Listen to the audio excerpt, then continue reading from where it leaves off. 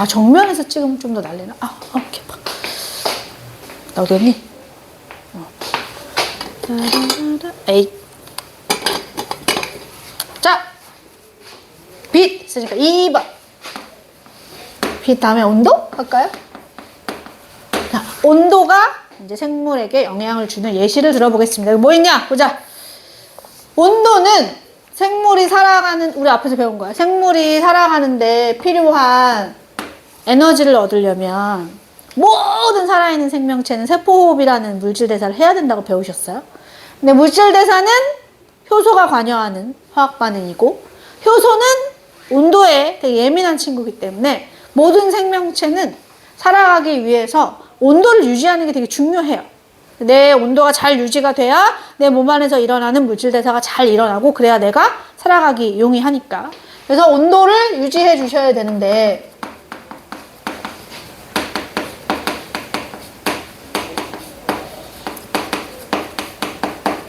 그래서 그 온도를 유지하는 방식이 여러 가지가 있는 거예요. 그죠? 얘는 지금 뭐가 나오냐면, 먼저 동물하고 식물 따로 나오네요.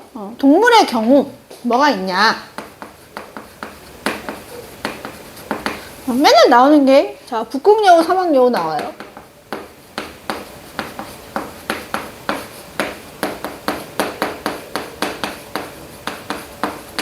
같은 여우인데, 더운 데 사는 여우는 귀가 크고 체구가 작고, 그치? 최표면적이 작아요. 그래서 뭐 한다? 최대한 밖으로 내버려지는 에너지를 뭐하게 만드는 거야? 많이 만들어서. 이 귀 있는 부분이 뭐 하는 데니까? 유일하게 열 빠지는 데란 말이야. 그치? 그래서 최대한 더운 환경에서 살아갈 수 있게. 네, 북극여우는 얘보다 상대적으로 뭐예요? 귀가 작고요. 좀 토실토실해요. 그죠? 그래서 이 추운 환경에서 열을 뺏기지 않고 살아가기 위해서. 그러니까 같은 여우인데 환경의 차이로 긴 세월이 지나고 났더니 몸의 형태가 완전히 달라진 거지. 얘네 더 이상 한 종이라고 얘기하지 않아요. 북극여우랑 사막여우는 이제 다른 종이 되는 거죠. 이런 식으로 진화를 설명할 수도 있고. 또 뭐 있을까요? 변온동물의 경우. 그죠? 뱀 같은 애들 있잖아. 그지? 얘네들은 겨울을 어떻게 나냐? 겨울 어떻게 나요? 뱀은? 겨울잠 자러 가잖아요. 뭐 곰도 겨울잠 자지만, 그지? 얘가 땅 파고 들어가 버려. 그지? 왜 그러는 거야? 추워서. 그죠? 겨울 동안 차라리 난 안 먹고 안 쓰겠어. 주무실 거예요. 요거 하는 거예요. 그래서 겨울잠 자는 동안 뭐도 있냐면, 혈당을, 체내 포도당 양을 올려놔요, 얘가. 그래서 그 피가 포도당이 많이 섞여야 농도가 올라가면서 얼지 않습니다, 여러분. 그냥 물보다 소금물이 잘 안 얼거든요. 그래서 우선 내 몸이 안 얼게 혈당을 올린 혈액이 돌게 만들고, 그 다음에 잠을 자는 거야. 어떤 생물이든 잠을 잘 때가 가장 에너지를 소비하는 양이 적으니까. 그래서 이제 겨울잠 자기 전에 많이 먹은 다음에 들어가셔서 뭐 하는 거야? 겨울이 다 지나는 동안 나는 최소한의 에너지만 소비하면서 버티는 거지. 그지? 뭐 이런 식으로, 이런 것들이 온도와 관련된 예시고요. 여기 예시 또 뭐 나오나 볼까요? 어쩌고 저쩌고 저쩌고 뭐 해야 될 게 있나 없나? 없어. 여기까지. 자, 식물은 또 온도에 적응한 얘가 뭐가 있을까요? 그죠? 어떤 식물은 아예 잎의 구조를 바꿔버렸어요. 어떻게? 뾰족뾰족한 침엽수로 바꿔버렸어요. 그리고 여기 나오는 그 동백나무 같은 애들은 상록수라 그래서 겨울에도 잎이 어때? 여전히 초록 잎을 가진 애잖아요. 얘가요 엄청 두껍대요. 저기 쟤 누구야? 동백나무 잎이 엄청 두껍대. 그래서 큐티클층이라 그래서 기름층이거든. 기름이 뒤덮여 있고 엄청 두꺼워서 겨울에도 이제 잎이 얼지 않는 상태를 만들어 준 거고, 그게 안 되는 애들은 아예 잎을 뭐 해버렸어요? 떨궈 버렸어요. 겨울에는. 내가 겨울 동안 잎을 계속 매달고 있으면 뭐 할 가능성이 높아? 이 잎이 얼어버리겠지. 그러면 내가 지금 이 몸 안에서 여러 가지 일들이 벌어지기 힘드니까 차라리 봄, 여름, 가을 동안 열심히 광합성을 해서 양분을 저장한 후에 겨울 동안에는, 동물 겨울잠 자는 거랑 똑같은 거야. 겨울 동안에는 잎을 완전히 다 떨궈버리고 광합성 안에 내가 지금까지 만들어낸 양분들로 겨울을 버텨나가는 거죠. 그래서 식물들마다 뭐 하는 거야? 이렇게 방식을 달리 한 거야. 근데 어떤 식물은 이제 털이 나 있는 식물도 있다고 하고, 어떤 낙엽을 떨어뜨리는 애들은 아예 기온이 낮아지면 잎을 아예 떨궈버려서 겨울을 나는 거고, 그 다음에 그 동백나무, 상록수 같은 애들은 차라리 잎을 구조를 바꿔버렸죠. 큐티클층을 뾰족 두껍게 한다든지, 아니면 저기 소나무 같은 침엽수들은 아예 뾰족뾰족이로 바뀌었잖아. 그죠? 기공을 없애버렸어요, 여러분. 그래서 수분 증발이나 이런 것들을 막아버리는 거지. 다양한 방식으로 적응해 왔습니다. 그 예시들이 나오면, 아, 그건 온도에 적응한 거야. 이렇게 얘기할 수 있습니다. 아, 그건 빛의 세기와 관련된 거야. 아, 그건 빛의 파장과 관련된 거야. 이런 것들을 판단하실 수 있게 예시들을 좀 정리해 주시면 되겠고요. 그 다음에 세 번째는 물이 나오네요. 물. 자, 물은 두 가지로 나눠요. 물이 많은 동네에 사는 친구. 그지? 물이 부족한 동네에 사는 친구. 물이 많은 동네에 사는 식물들은 물이 충분히 공급이 되니까 얘가 굳이 물을 흡수할 수 있는 구조인 뿌리가 발달할 필요는 없었어요. 그런데 대신 물 위에 떠 있어야 빛을 잘 받을 거 아니야. 그래서 뿌리가 발달한 게 아니고 물 위에 뜨기 위한 구조가 많이 발달을 했습니다. 그 중에 하나가, 너네 이거 본 적 있죠? 불의 옥잠? 얘 공기주머니 가지고 있는 애잖아. 그래서 물 위에 떠 있죠. 그죠? 그 다음에 연꽃. 연꽃은 줄기가 밑으로 이렇게 내려서 이 물속에 땅에 박혀 있어요, 뿌리가. 그래서 이 줄기가 무슨 튜브 마냥 요 안에 공기층이 있어가지고 연꽃을 위에 띄워 놓는 거야. 그래서 이제 충분히 빛을 잘 받으라고. 그 다음에 연꽃의 꽃잎이요, 이렇게 선모라는 게 돌돌돌돌 나 있어서 물에 젖지 않는다면서요? 혹시 아세요? 그래서 여기 연꽃잎은 물이 톡 떨어지면 젖는 게 아니고 또르르르 떨어져, 얘가. 그런 구조들도 다 이제 물에서 살기에 적합한 형태로 바뀐 거고. 그 다음에 반대로 너무 물이 부족한 데 산다. 그지? 그럼 얘네는 어떻게 해야 되는 거야? 너무 덥고 물이 부족하니까 물을 저장하기 위한 능력을 키웠어요. 그죠? 그래서 선인장 같은 애들이 물을 저장을 많이 할 수 있는 방식으로 달라진 거고, 그 다음에 알로에 뭐 이런 애들이 저장 공간을 늘리는 거고요. 그리고 특히나 사막에 사는 식물들은 비가 자주 안 오잖아요. 그래서 뿌리를 어떻게 내리냐면 뿌리를 넓고 얕게 내려요. 얕게. 깊게 내려가 봐야 물이 없잖아. 그러니까 넓은 면에다가 얕은 데다가 뿌리를 퍼뜨려 놔야 비가 올 때 빠르게 많은 양의 물을 흡수를 해서 저장을 하는 거야. 그래야 이제 또 기나긴 비 오지 않는 시간들을 버틸 수 있으니까. 식물은 뭐 이런 식이라면 동물은 또 어떨까요? 동물. 뭐 물이 많은 곳에 사는 동물이야 뭐 별 문제가 없겠죠. 그죠? 근데 물이 부족한 곳에 수분이 잘 증발이 되면 안 되니까, 물이 부족한 곳에서 하면. 그러니 이 동물들은 수분 증발을 방지하기 위해서 몸의 표면의 상태를 어떻게 바꿔? 이렇게 뭐라지? 비늘로 덮어버렸어. 그래서 물 날아가지 말라고. 그 다음에 곤충은 그 껍데기 있죠. 그런 걸 키틴질이라고 하는데, 그런 것들로 수분 손상을 방지를 하는 거고. 그 다음에 조류, 그러니까 새 알들이 물고기 알보다 되게 표면이 단단하거든요. 물고기 알은 말랑말랑해 되게. 물속에 사는 애니까 얘가 굳이 겉에 표면을 단단하게 만들 필요가 없어서 수분 방지, 손실이 될 리가 없잖아. 근데 새들은 뭐 하니까, 공기 중에다 알을 낳으니까 수분 손실이 되면 안 되니까 알의 표면을 단단하게 만들어 갖고 수분이 날아가지 않는 구조를 만든 거죠. 그런 것들을 구별할 수 있게. 그 다음에 또 나오는 건 사막 얘기 나오면 동물 사막쥐 얘기 나오죠. 사막쥐. 그치? 사막에 사는 쥐는 뭐 하더라? 일반 지역에, 다른 지역에, 온대 지역에 사는 쥐보다 더 진한 오줌을 싸요.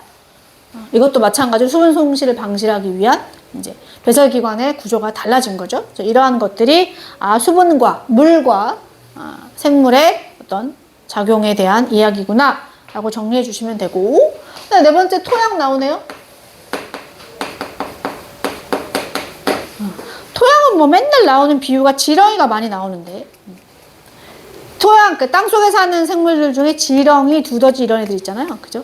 그런 애들이 사는 토양하고 아닌 토양이 말 그대로 지렁이가 그 토양 속을 막 돌아다니면서 외부 공기를 토양 내부로 유입해 주는 거야. 그래서 통기성이 높다 그래.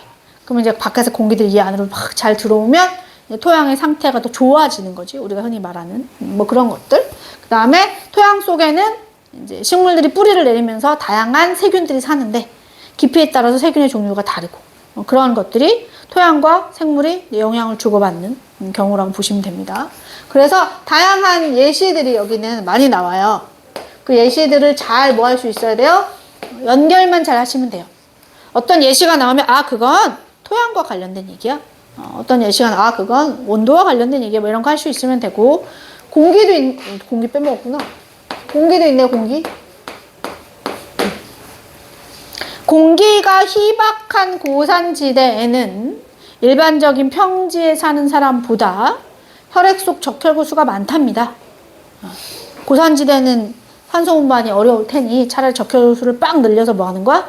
충분히 산소 운반이 가능하도록 이제 달라졌다는 얘기겠죠. 그리고 나머지는 알아서 읽어보시고요. 사람도 마찬가지로 이 생태계 안에 속해 있는 거니까 사람도 이제 이 생물 환경적인 요소와 여러 가지를 영향을 주고받으면서 살아가고 있어요. 가 그냥 끝이에요. 그래서 이 단어는 뭐가 제일 중요한 거야? 1번 개체, 개체군, 군집, 생태계 구별하시고 어떠한 차이가 있는가. 2번 생태계를 구성하는 요소를 생물적 요소와 비생물적 요소로 나누거든요. 너희들도 구별하셔야 되고. 다음에 3번 생물적 요소들이 비생물적 요소 때문에 여러 가지 변화를 겪게 됐어요. 그래서 온도 때문에 뭐가 달라진 게 있고, 빛의 세기 때문에 뭐 달라진 게 있고, 파장 때문에 뭐 달라진 게 있고, 그런 것들을 예시를 연결을 잘 하시면 돼요. 그냥 어떤 예시가 나오면 그건 빛의 세기와 관련된 예시입니다. 이런 식으로 그것만 잘 정리해 주시면 되겠습니다. 244페이지 생태계 평형. 자, 이러한 생태계는 그래서 이 생태계 안에는 여러 가지 에너지와 유기물이 돌고 있습니다. 생태계 안에 에너지와 유기물이 돌고 있어요. 예를 들면 여기 생산자가 있어요.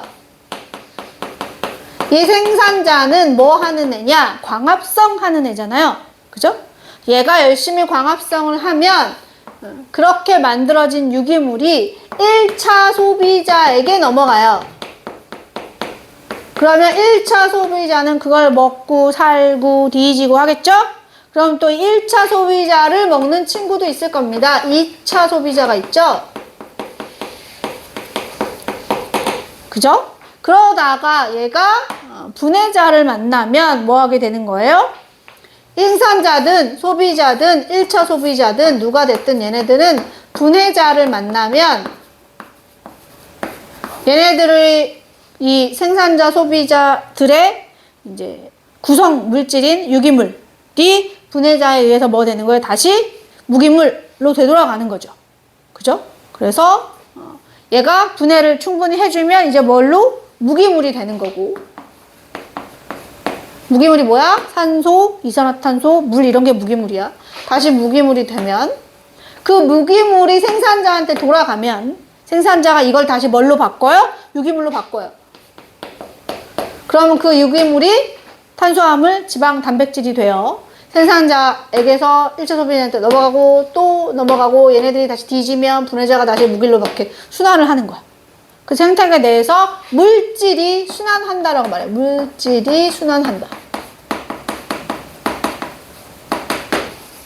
그게 형태는 조금씩 다를지언정 이 안에서 순환을 하고 있다고 얘기를 하고요. 이 순환하는 과정 중에 에너지가 필요하거든요. 그 에너지는 근본적으로 태양복사 에너지에서 와요. 그걸 생산자가 받아다가 뭘로? 화학 에너지로 바꿔주죠. 탄수화물, 단백질, 지방. 그러면 그 에너지가 여기도 넘어가고 지가 사는 데 쓰고 일로도 넘어가고 지가 사는 데도 쓰고 일로도 넘어가고 살아가는데 써버려요. 그래서 에너지는 순환하지 않습니다. 그냥 얘 덕분에 들어왔다가 이 안을 돌면서 뭐 하는 거야? 밖으로 뺏기는 거야. 왜? 소비자가 살아가느라 체온 유지를 해야 되니까 밖으로 뺏기셨어요. 분해자도 살아가느라 에너지를 소비했잖아요. 그래서 에너지는 순환이 아니고요. 에너지는 흐릅니다 라고 표현해요. 에너지는 흐릅니다. 그래서 어쨌거나 생태계는 이렇게 이제 생산자, 소비자들이 말 서로 먹고 먹히는 관계를 이루고 있는데 우린 이걸 먹이 사슬이라고 하고 이 먹이 사슬이 여러 갈래 엉켜 있는 걸 먹이 그물이라고 합니다. 사슬일 때보다는 그물일 때가 훨씬 생태계가 안정되었다라고 말해요. 너무 당연한 얘기죠. 사슬만 있으면 중간에 1차 소비자가 사라지잖아요? 그럼 다 죽는 거예요. 얘가 없으면 얘는 먹이가 없어서 죽고요. 얘는 어때요? 혼자 살다가 죽죠. 그잖아. 얘는 나를 먹어주는 사람이 없잖아. 그럼 어떻게 되냐면 생산자만 개체수가 늘어나다가 지들끼리 서식지 경쟁하고 어쩌고 저쩌고 하면서 또 끝이야. 이렇게 생태계가 안정적으로 굴러갈 수가 없어요. 그래서 먹이는 사슬 단계일 때보다는 그게 좀 더 엉겨있는 그물일 때가 좀 더 안정된 생태계를 만들 수 있고 이 생태계에서는 지금 얘기한 것처럼 에너지는 흘러다니고 있고요. 물질은 순환하고 있어요. 그래서 이 하나의 생태계에서 생산자, 소비자, 뭐 1차 소비자, 2차 소비로 넘어갈수록 생물량은 어떻게 달라지는지, 개체수는 어떻게 달라지는지, 에너지는 어떻게 달라지는지를 나타낸 걸 생태 피라미드라고 해요. 그래서 해봤더니 어떠한 생김새를 가졌냐? 개체수도 생산자가 많고요. 1차 소비자가 그 다음이고요. 2차 소비자가 그 다음이더래. 그치? 그 다음에 생물 전체의 양도 많고 적고로 넘어가고요. 에너지도 생산자가 많고 그 다음에 1차 소비자, 그 다음에 2차 소비자더래요. 다 피라미드 구조를 이루는 거야. 생물 양이든 개체수든 에너지든 간에. 그 이유는 너무 당연한 거예요. 생산자가 에너지를 만들었어. 그게 자기가 쓰고 남은 게 1차한테 넘어가는 거야. 그지? 1차는 또 내가 쓰고 먹힌 것만 2차한테 넘어가는 거야. 그러니까 위로 갈수록 적어질 수밖에 없는 거지. 근데 이 피라미드 구조가 얼마나 안정적이냐에 따라서 생태계가 안정적이라고 설명을 하는 거야. 만약에 어떠한 이유에서인지 1차 소비자가 늘어났어요. 이렇게. 그럼 평형이 깨졌다라고 말하거든요. 그럼 이러면 어떻게 되냐면 얘가 늘잖아? 그럼 일시적으로 얘가 어떻게 돼? 늘죠. 먹이가 늘어났으니까. 그치? 얘가 늘어. 그치? 그러면 그 다음에 1차적으로 얘가 늘어나니까 얘가 줄어. 그랬다가 시간이 또 지나면 이게 늘어나니까 다시 1차가 줄어. 원상태로 돌아와. 그지? 그러면 다시 이 먹이가 늘겠죠. 그죠? 그러면 1차가 줄었으니까 그걸 먹고선 2차도 다시 줄어요. 원상태로 되돌아오는 거야. 이런 걸 자연적으로 이 생태계가 이제 원상태로 돌아오는 거거든요. 근데 너무 심하게 깨지면 못 돌아와요. 그게 이제 우리가 흔히 하는 환경오염이라든지 서식지를 완전히 파괴하는 거라든지 이런 것들이 얘네한테는 큰 생태계 평형의 깨짐이 만들어지는 거죠. 그래서 우리는 이 평형이 안정된 상태를 유지하기 위해서는 나는 무엇을 할 수 있을까를 고민하셔야 돼요. 그래서 여기는 그냥 잘 읽어보시면 돼요.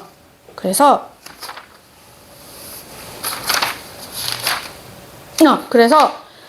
환경 변화와 생태계 평형은 뭐 그냥 읽어보시면 돼요. 아, 생태계 평형을 깨트리는 환경 변화의 요인이 뭐가 있냐? 뭐 너무 당연한 얘기잖아. 홍수, 가뭄, 산불, 산사태, 무분별한 개발, 뭐 경작지 개발, 도시화.